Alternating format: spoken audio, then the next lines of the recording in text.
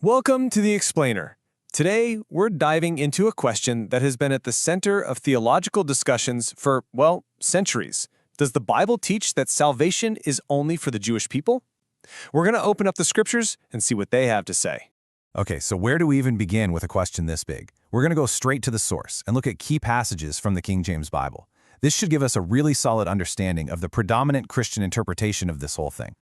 To really get a handle on this, we have to start where the story itself starts, and that means going all the way back to the Old Testament to explore the unique and pretty special relationship God established with the nation of Israel. Take a look at this verse from the prophet Amos. It's incredibly direct, isn't it? And it's just one of many places that establishes Israel as God's chosen covenant people. This whole idea of being chosen is really the bedrock for the argument that salvation might be an exclusive thing. And, this wasn't just some empty title. Israel was given the law directly from God, they heard from his prophets, and they were the ones who received all these divine promises. Even the Apostle Paul in the New Testament lists out these privileges. So with a role that unique, you can kind of see why someone might read this and think, okay, salvation must be for them and them alone. But let's not stop there. We're going to jump over to the New Testament and see how the plot develops, because the story pivots in a huge way with the introduction of a central figure, Jesus, who, and this is key, was himself Jewish. And then you get this, a direct quote from Jesus himself. Now, at first glance, this seems to just end the debate right there, doesn't it? It sounds like a pretty clear confirmation that, yes, salvation belongs to the Jewish people. Case closed. But hold on. The common Christian interpretation sees this differently. It's not about restriction, it's about origin.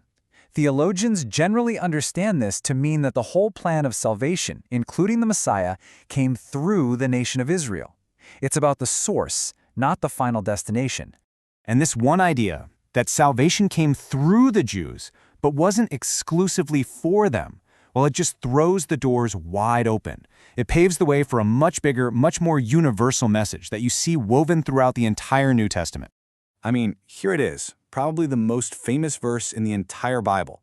And just look at that keyword, world. Theologically speaking, this is seen as a huge, deliberate expansion beyond the borders of just one nation to include, well, everybody. And if you need it spelled out even more clearly, the Apostle Paul does just that. He flat out says that when it comes to calling on God for salvation, there is absolutely no ethnic distinction. Jew and Greek, which at the time basically meant non-Jew, are on the exact same footing.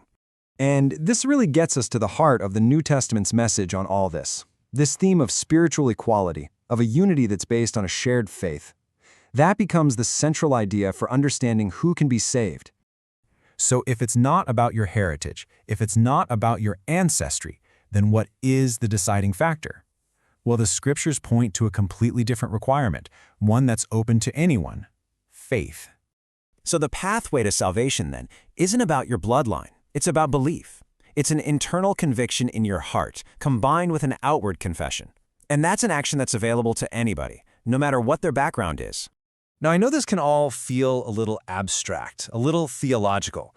So to make it easier to wrap your head around, the Apostle Paul uses this really powerful and memorable metaphor, one that's pulled right from the world of farming. He talks about an olive tree. So picture this. The tree is God's family, God's people. Israel represents the natural original branches.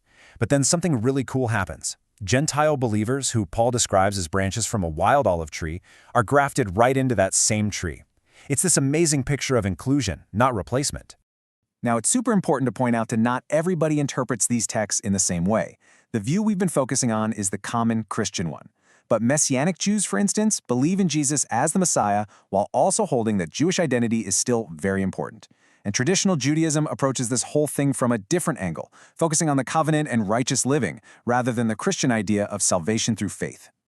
So why are we still talking about this 2,000-year-old debate? Because it hits on some of the biggest questions in theology, right? We're talking about God's promises, that timeless tension between faith and heritage, and how the Old and New Testaments even fit together. It's a huge deal. So, if we boil it all down, the key takeaway from the Christian interpretation we've explored today is this: the path to salvation came through the Jewish people and their Messiah, but the invitation was ultimately extended to the entire world. And that leaves us with a final thought to chew on. This whole discussion is really about our origins and our destiny. It kind of makes you wonder, doesn't it? Whether it's in faith or just in life, how much does where we come from truly define where we are going?